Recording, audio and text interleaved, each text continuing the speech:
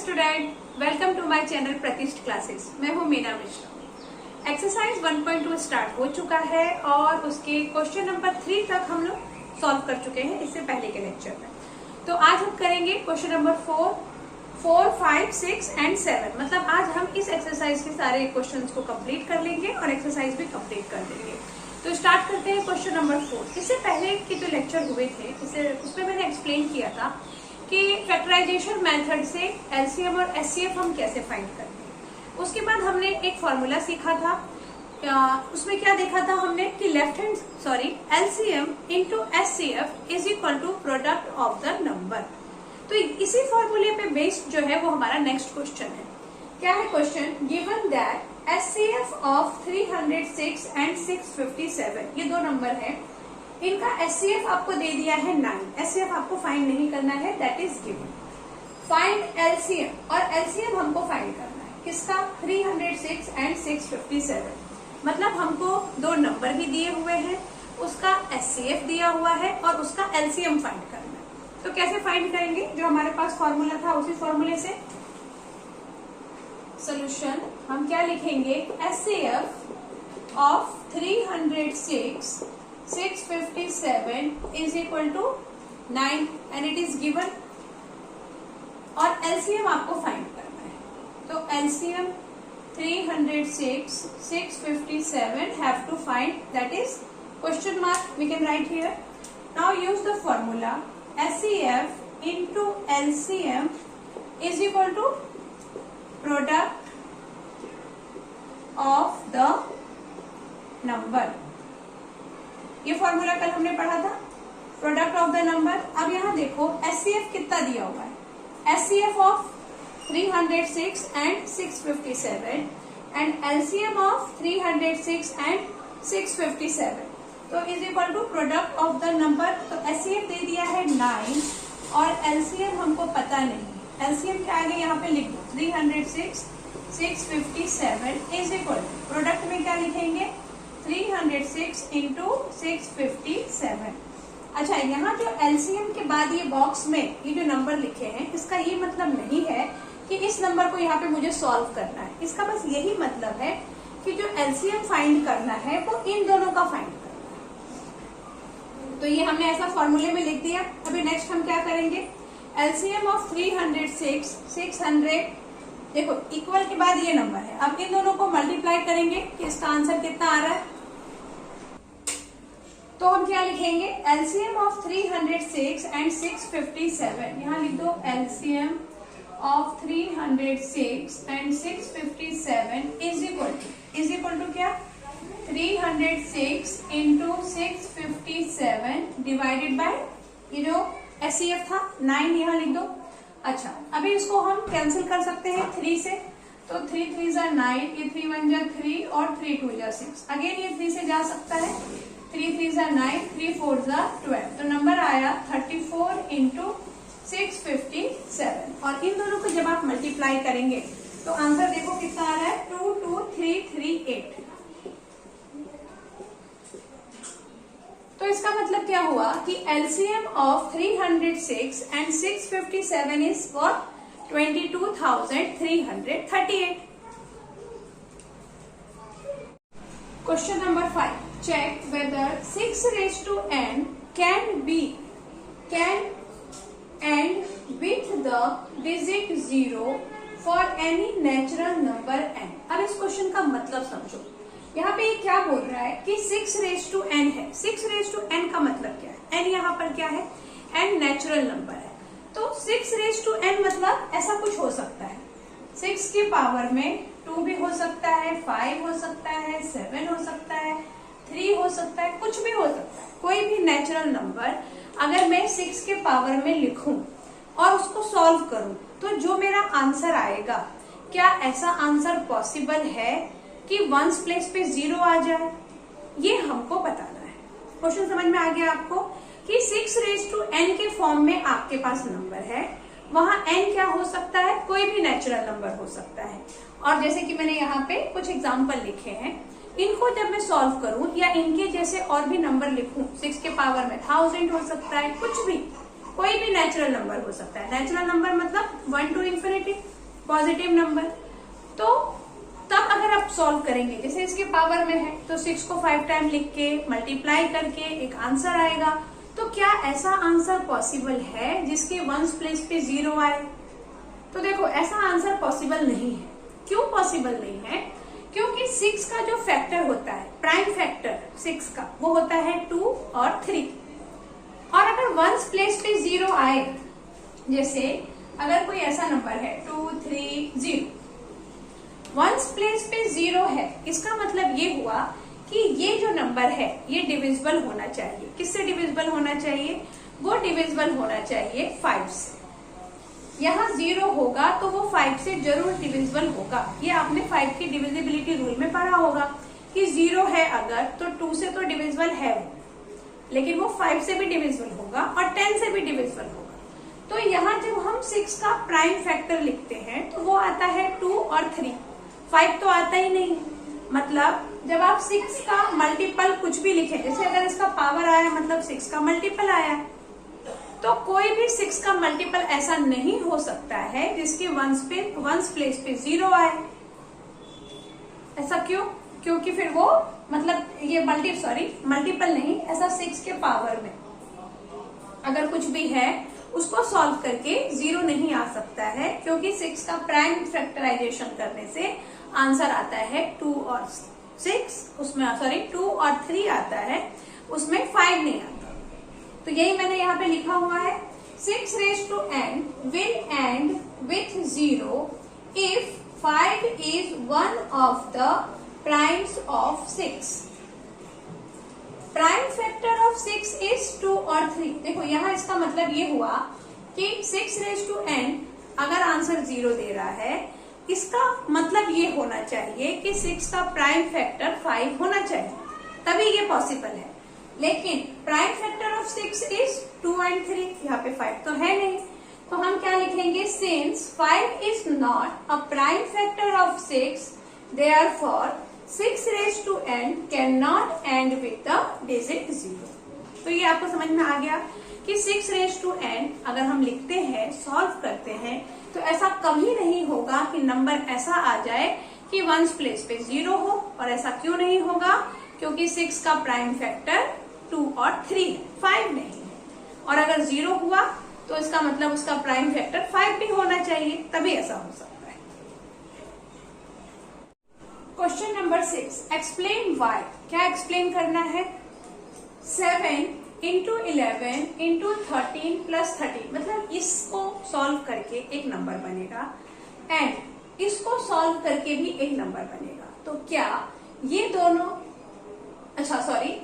Number composite क्यों है? Explain why this numbers are composite number. ये दोनों नंबर कंपोजिट है ऐसा इन्होंने बता दिया है, लेकिन ये दोनों नंबर कंपोजिट क्यों है ये हमको बताना है। तो देखो कंपोजिट नंबर क्या होते हैं, इससे पहले के लेक्चर में भी हमने पढ़ा था कि कंपोजिट नंबर वो नंबर होते हैं जिसके 2 से ज्यादा फैक्टर हों। फैक्टर मतलब वो 2 से ज्यादा के टेबल में आता हो, 2 से ज्यादा नंबर से डिवाइड होता हो, तो वो कंपोजिट नंबर हो गया। जैसे 6 हो गया, 9 हो गया, 25 हो गया, ये सारे क्या है? कंपोजिट नंबर है। तो अब हमें देखना है कि ये कंपोजिट नंबर क्यों है। तो क्यों होगा? अगर हम इसको सॉल्व करेंगे तो हमें क्या पता चलेगा कि इसके जो फैक्टर है वो 2 से ज्यादा इसके फैक्टर है। प्राइम नंबर क्या होता है? प्राइम नंबर मतलब वो नंबर जिसके केवल 2 फैक्टर हो, और वो 2 फैक्टर भी कौन से? एक तो 1 और एक वो नंबर खुद, जैसे कि 5। 5 किसी के टेबल में नहीं आता है, सिर्फ किसके टेबल में आता है? 1 के टेबल में और 5 के टेबल में। ऐसे ही 3 है, 3 भी 1 और 3 के टेबल में ही आता है। तो 1 और वो नंबर खुद अपने फैक्टर होते हैं, तो उसको हम बोलेंगे प्राइम नंबर। और कंपोजिट नंबर जिसमें 1 एंड द नंबर इटसेल्फ, उसके अलावा we have another factor, that means it is composite number. तो देखते हैं इसका अलग से फैक्टर आता है कि नहीं। तो देखो सॉल्व जब हम इसको करेंगे तो क्या नंबर लिखे हम? 7 into 11 plus 13 plus 30। अब यहाँ से देखो आप क्या कर सकते हो, इस सबको उठा के यहाँ पे मल्टीप्लाई का साइन है, इसको ऐसा बड़े नंबर को मल्टीप्लाई करना फिर उसको फैक्टराइज करना, ये नहीं करना है। इसको हम लोग शॉर्टकट में सॉल्व करेंगे। 13 कॉमन ले लो यहाँ से, तो आ जाएगा 7 इंटू 11, यहाँ पे आ जाएगा 1 प्लस 1, तो ये आ गया आपका 7 11 77 प्लस 1, तो ये आ गया 13 इंटू 78। मतलब जो भी नंबर आएगा वो 13 को 78 से मल्टीप्लाई करके आएगा। ठीक, अब 13 तो 13 ही है, फैक्टर उसको कर ही नहीं सकते। 78 कब आता है?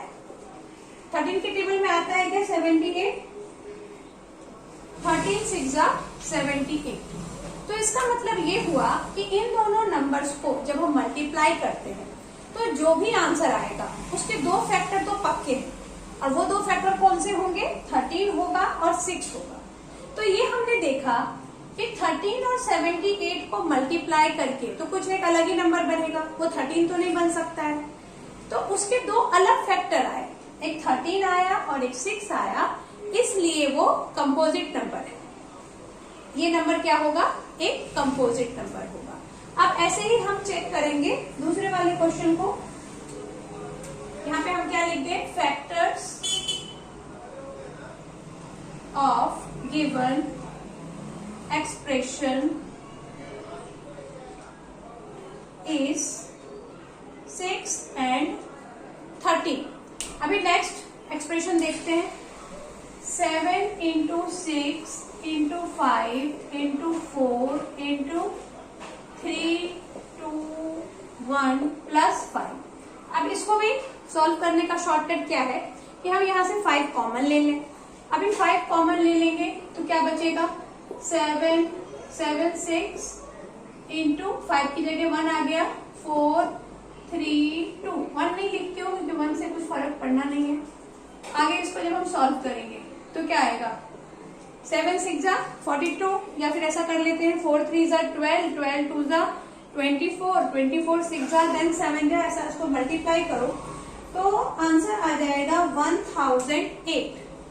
यहाँ इसको मल्टीप्लाई करके आएगा 1008 और ये आ गया +1, तो ये आ गया 1009। और ये जो 1009 है इसको आप फैक्टराइज नहीं कर सकते हो, ये 1009 इसका कोई फैक्टर नहीं है, ये यही रहने वाला है। मतलब ये हुआ कि इस 5 और 1009 को मल्टीप्लाई करके जो भी आंसर आएगा उसके दो फैक्टर तो पक्के हैं ही, वो है 5 और 1009। और इसके अलावा दो और फैक्टर होंगे, एक तो वो नंबर खुद अपना फैक्टर होगा और एक 1 उसका फैक्टर होगा। तो इस तरह से उसके टोटल 4 फैक्टर हो गए, तो वो हो गया कंपोजिट नंबर। तो हम अगेन यहाँ पे क्या लिखेंगे? Given expression has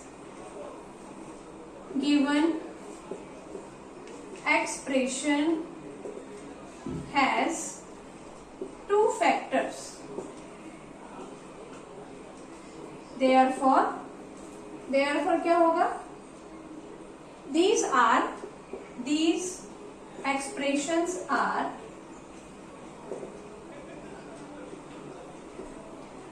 composite number।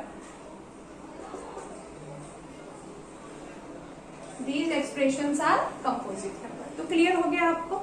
Very. Question number 7। तो क्वेश्चन नंबर 7 समझते हैं हम लोग कि क्या है। There is a circular path around a sports field. Sonia takes 18 minutes to drive one round of the field, while Ravi takes 12 minutes for the same. Suppose they both start at the same time and go in the same direction. After how many minutes will they meet again at the starting point? अभी एक जो है कौन है वो? रवि, और एक है सोनिया। तो सोनिया एक फील्ड को पूरा राउंड लगाने में 18 मिनट का टाइम ले रही है और रवि ले रहा है 12 मिनट का टाइम, और दोनों सेम टाइम पे स्टार्ट होते हैं। जैसे अगर हम लोग ये डायग्राम में समझें तो ये एक सर्कुलर फील्ड है और ये हो गई सोनिया, इसकी चोटी बना देती हूँ, और ये हो गया रवि। ये दोनों यहाँ से ड्राइव करना शुरू करते हैं। सोनिया कितना टाइम ले रही है? 18 मिनट, और रवि कितना टाइम ले रहा है? 12 मिनट। 12 मिनट लेते हैं इसको पूरा कंप्लीट करने में। तो हमें ये पता करना है कि ऐसा कब होगा, कितने मिनट के बाद ऐसा होगा कि ये लोग एक साथ यहाँ पे पहुंचेंगे। क्योंकि देखो एक 18 मिनट ले रहा है, एक 12 मिनट ले रहा है, तो एक साथ तो पहुंचेंगे ही नहीं, ऐसा हम सोच सकते हैं। तो कैसे पता चलेगा कि इस पे क्या करना है? तो इसलिए क्या होता है, देखो अभी ये रवि है, तो रवि जा रहा है, एक बार एक राउंड घूम के आ रहा है, फिर सेकेंड राउंड में क्या होगा, कितना मिनट हो जाएगा? फर्स्ट राउंड में 12 मिनट और सेकेंड राउंड में अगेन 12 मिनट, थर्ड राउंड में अगेन 12 मिनट। तो इस क्वेश्चन में क्या हो रहा है, 12 12 12 प्लस होते जा रहे हैं। इसको आप ऐसे भी समझ सकते हो कि ये सारे मल्टीपल आ रहे हैं। मल्टीपल नंबर कैसा आता है, जैसे 2 का मल्टीपल 4, 2 3 जा 6, 2 4 जा 8, ये सब मल्टीपल ही तो है। तो यहाँ पर हमें क्या फाइंड करना है कि कितने टाइम के बाद वो वापस मिलेंगे। तो इसका मतलब आपको फाइंड करना है एलसीएम। एलसीएम क्यों? लीस्ट कॉमन मल्टीपल, यानी वो छोटे से छोटा मल्टीपल कब आएगा, जब वो मिलेंगे। क्योंकि हमें लिस्ट नंबर ही तो फाइंड करना है कि कितने टाइम के बाद वो दोनों मिलेंगे, यानी जो पहला मल्टीपल आएगा। लिस्ट कॉमन मल्टीपल में क्या होता है, जो दो नंबर होते हैं उसका जो पहला कॉमन मल्टीपल होता है वही उसका आंसर होता है। तो यहाँ पर देखो ये रवि 3 राउंड के बाद पहुंचा, 3 राउंड लगाया तो कितना टाइम स्पेंड हो गया, 36 मिनट। और सोनिया जो 18 मिनट का टाइम ले रही है, तो वो 2 राउंड मारेगी तभी उसका हो जाएगा 36 मिनट। तो इसका मतलब क्या हुआ कि जब 36 मिनट हो जाएंगे तब वो दोनों वापस इनिशियल पॉइंट पे एक साथ आएंगे। समझ में आया कि फाइंड क्या करना है? फाइंड करना है लीस्ट कॉमन मल्टीपल। और ये हमें ऐसे पता चलेगा क्योंकि जब ये 12 मिनट 12 मिनट 12 मिनट करके नंबर जो है वो बढ़ते जा रहे हैं और वो मल्टीपल होते जा रहे हैं। और सबसे पहला वाला मल्टीपल फाइंड करना है कि सबसे पहले ऐसा कब होगा कि वो मिले एक साथ। तो पहला मल्टीपल कब आता है, 36 मिनट के बाद, जो कॉमन मल्टीपल है दोनों का। यानी जब 36 मिनट हो जाएंगे, क्योंकि देखो ये 3 राउंड लगाया 36 मिनट हो गए, ये यहाँ पहुंचा। इसने 2 राउंड लगाया 36 मिनट हो गए, यहाँ पहुंचा। दोनों का नंबर ऑफ राउंड चेंज है, बट 36 मिनट के बाद दोनों यहाँ पर एक साथ होंगे। अब इसको लिखेंगे कैसे? बाय प्राइम फैक्टराइजेशन मेथड क्या करें हम, 18 और 12 का फैक्टर फाइंड करें और उसका एलसीएम फाइंड करें। तो 18 इज इक्वल टू क्या हो जाएगा, 2 2 3 3 2 जा 6 3 जा 18, 2 इंटू 3 इंटू 3। और 12 का फैक्टर कितना हो जाएगा, 2, फिर अगेन 2 2 2 जा 4 4 3 जा 12। या तो अब हम क्या फाइंड कर रहे हैं, एलसीएम किसका, 18 एंड 12 का। तो एलसीएम में आपको पता ही है कि क्या करते हैं, कॉमन। तो कॉमन क्या है, ये कॉमन है, यानी 2 आ गया और एक बार आ गया ये 3 और उसके बाद फिर ये दोनों जिसका कोई पेयर नहीं बना है वो भी यहाँ आ जाएंगे। तो 3 2 जा 6 6 3 जा 18 18 2 जा 36। तो आंसर क्या लिखेंगे, देयरफॉर क्या है question, round of 12 minutes for the same they both start. हाँ, after how many minutes will they meet again at the starting point? Therefore they meet after 36 minutes। ये समझ में आ गया 36 मिनट के बाद। क्यों? क्योंकि उसका देखा हमने कि एक ने 3 राउंड लगा दिए तो 36 मिनट हो गया, एक ने 2 राउंड लगाया 36 मिनट हो गया, मतलब 36 मिनट के बाद दोनों मिल रहे हैं। इसका मतलब लिस्ट कॉमन मल्टीपल फाइंड करना है हमें।